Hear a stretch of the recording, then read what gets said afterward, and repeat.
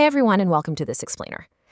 During National Safety Month, it's incredibly easy for us to just focus on the physical checklists, right? Making sure the doors are locked, looking both ways before crossing the street, preventing accidents, the usual stuff. But today, we're going to fundamentally rethink what safety actually means for autistic individuals. We're drawing on some truly fantastic on-the-ground insights from Upstate Carolina Autism Associates to basically shift the entire paradigm. We are going way, way beyond just physical safety today. So is safety just preventing danger? Well, if you're a caregiver watching this right now, I really want to speak directly to your lived experience for a second. You already know the reality of that constant, simmering hypervigilance.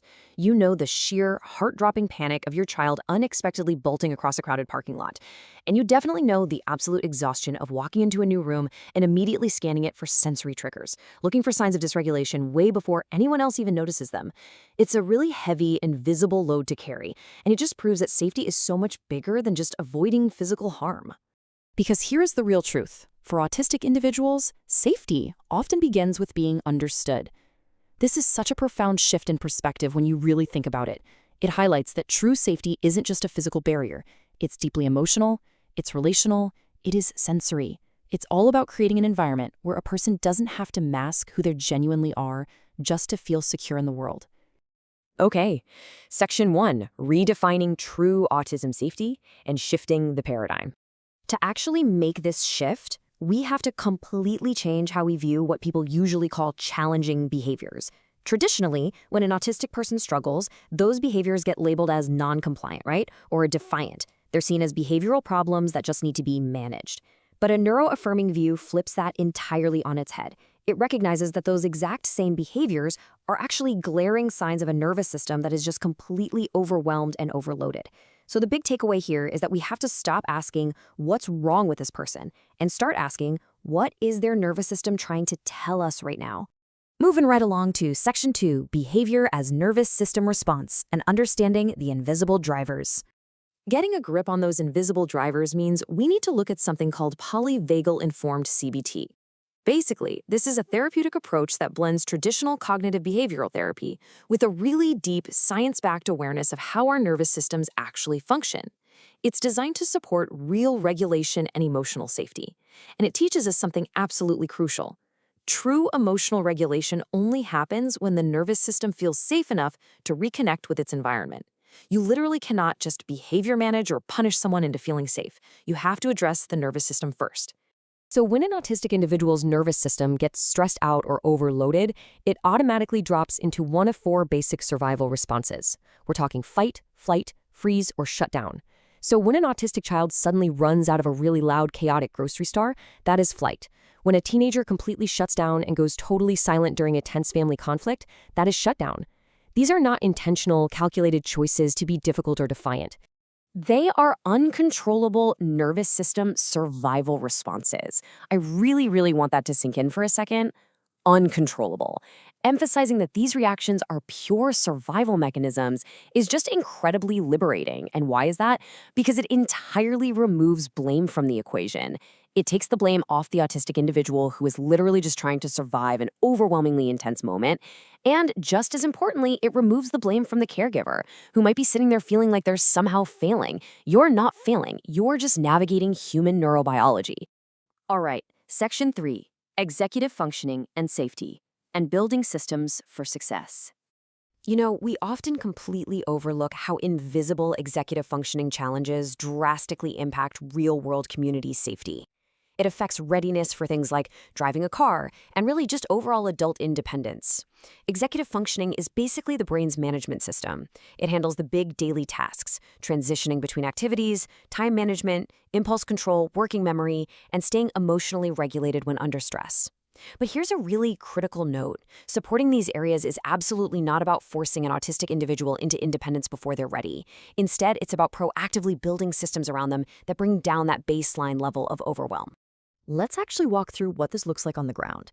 Think about the challenge of transitioning from an activity they love to one they don't. That usually leads to a massive spike in emotional overwhelm, right? But if you proactively use visual schedules and give clear warnings before the transition, you can often completely avoid that spike. Or if a task is just too overwhelming and ruining their time management, try using written checklists or a strategy called body doubling, which is really just having someone quietly sit and work alongside them. And when sudden stress triggers a panic response, your best immediate move is simplified communication. Cut down the words, keep it predictable, keep it clear. Building these collaborative plans gives the individual their sense of control back. Section 4. Sensory support as safety.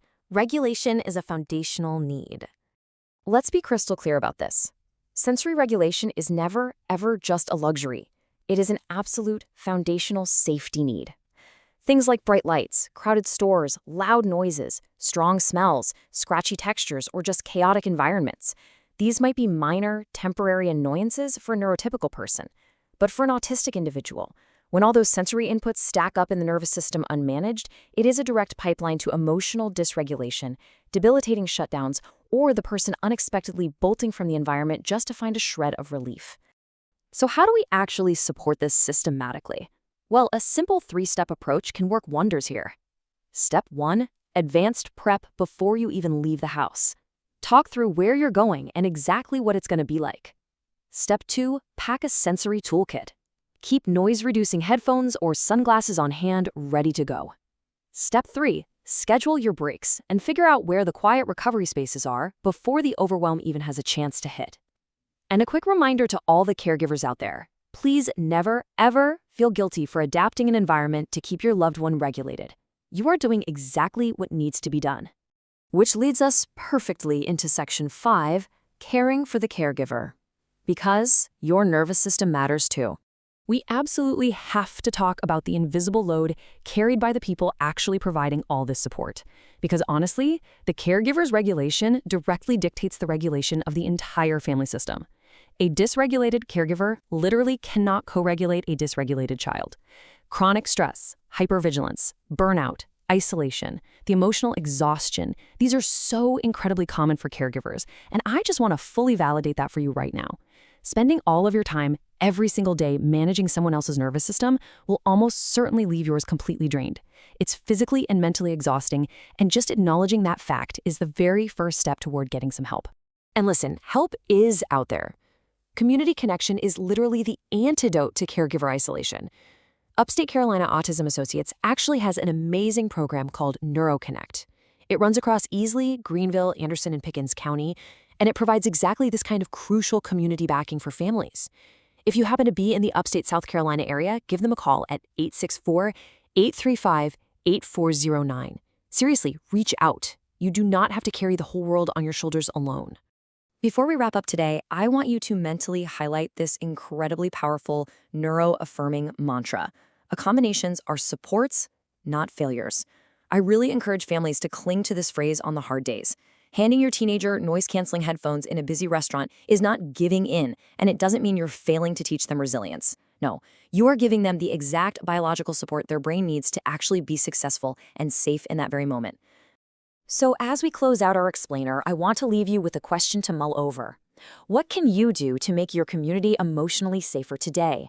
Whether you're a parent, a neighbor down the street, a local business owner, or a first responder, I really challenge you to rethink how your own actions and your own understanding can build connection and regulation for the autistic individuals in your life. Because at the end of the day, when we shift our perspective, we honestly make the world a much safer place for everyone. Thanks so much for joining me today, and keep learning.